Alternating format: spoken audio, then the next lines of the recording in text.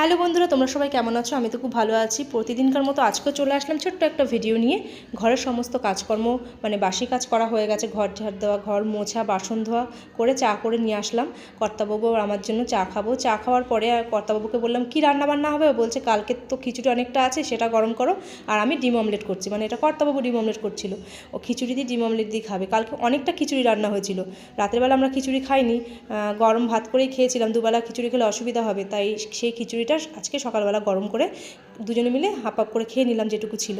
আর এখানে ডিম অমলেটের সঙ্গে খিচুড়ি দারুণ লাগছিলো। খাচ্ছিল আর বলছিল ও কি সুন্দর লাগছে, গতকালের থেকে আজকে বেশি ভালো লাগছে। আমি বলছি খাও। ও খেয়ে নিয়ে বললো আমার আজকে সেরকম কাজ নেই, তুমি জামা কাপড় টাপড় ভেজাও, আমি গাছপালাগুলো কাটবো। মানে বাড়িতে না অনেক গাছপালা হয়েছে, ডালপালাগুলো কাটা হয় না, তার জন্য গাছপালাগুলো কেটে নিচ্ছিল আর আমি নিচ্ছিলাম। আর এদিকে কর্তাবাবু যেহেতু গাছপালাগুলো কেটেছে তার জন্য অনেক পাতা ডালপালা পড়েছে, এগুলো আমাকে ঝাড় দিতে হবে। আর আমি তাই কর্তাবাবুকে বলছিলাম তাহলে তুমি আজকে রান্নাটা করো। যেহেতু আসার সময় একটু মাংস নিয়ে এসছে, বললো ঠিক আছে তুমি এদিকটা কাজগুলো সেরে নিয়ে স্নান করে নাও, আমি রান্না করব। তাই আমি ভাবলাম যখন রান্নাবান্নার ঝামেলা নেই তাহলে আমি এগুলো একটু ভালোভাবে পরিষ্কার করতে পারবো।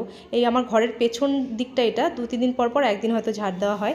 যাই হোক, স্নান সেরে আমি পুজো দিয়ে নিলাম। আজকে মঙ্গলবার, গতকাল সোমবার ছিল। সোমবার বাবা তারকনাথকে, ভোলেনাথকে একটা আকন্দ ফুলের মালা পরিয়েছিলাম। দেখলাম আকন্দ ফুলের মালাটা আজকেও মনে হচ্ছে কি সুন্দর আছে, তার জন্য আজকে আর পাল্টালাম না, আজকেও মালাটা বাবাকে দিলাম। আর এদিকে কর্তাবাবু রান্না দেখলাম তোড়জোড় চলছে, আলু ভাজা হয়ে গেছে, মশলা করা হয়ে গেছে। আর এদিকে ভাত বসিয়ে দিয়েছে। আমি ভাতটাও বসাইনি, কারণ আমি যেহেতু বাইরের কাজ করছিলাম, স্নান করব তবেই তো ভাতটা বসাবো। ওকে বললাম তুমি ভাতটা বসিয়ে দাও, আমার লেট হবে।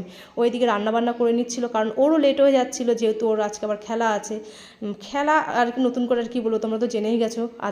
আজকে বেশ 15 থেকে 18 দিন মতো মনে হয় হচ্ছে যে খেলা দেখতে যায়। এখনও কতদিন হবে জানি না, হয়তো জানুয়ারি মাসের হাফ অবধি খেলাটা হয়তো আছে। যাই হোক, ও রান্না করে নিচ্ছিল তাড়াতাড়ি করে। আমাকে জানো তো বন্ধুরা, চিকেন হলে আমাদের আর অন্য কোনো তরকারি লাগে না। চিকেন রান্না করলে শুধুমাত্র চিকেন আর ভাতই করি। এই কথা বলতে বলতে কর্তাবাবুর চিকেন রান্না হয়ে গেল। খুব সুন্দর করে লাল লাল ঝাল ঝাল চিকেন করেছে। ঝোল অতটা রাখিনি, শুকনো শুকনোই করেছে, কারণ শুকনো শুকনো খেতে ভালো লাগে। ঝোলটা মাটনের ঝোল বেশ ভালো লাগে, কিন্তু চিকেনের ঝোল অতটা বেশি ভালো লাগে না। ওর খেয়ে নিচ্ছিল আর বলছিল কি দারুণ হয়েছে। আমি বলছি হ্যাঁ, তুমি তো দারুণ রান্নাই করো, দারুণ হবে না?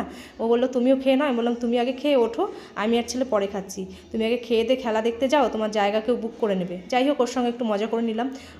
আজকে আর ভাত হাঁড়ি থেকে গামলায় ঢালা হয়নি, কারণ হাঁড়ি থেকে যখন গামলায় ভাতটা ঢালা হয় না, ভাতটা একটু ঠান্ডা ঠান্ডা হয়ে যায়।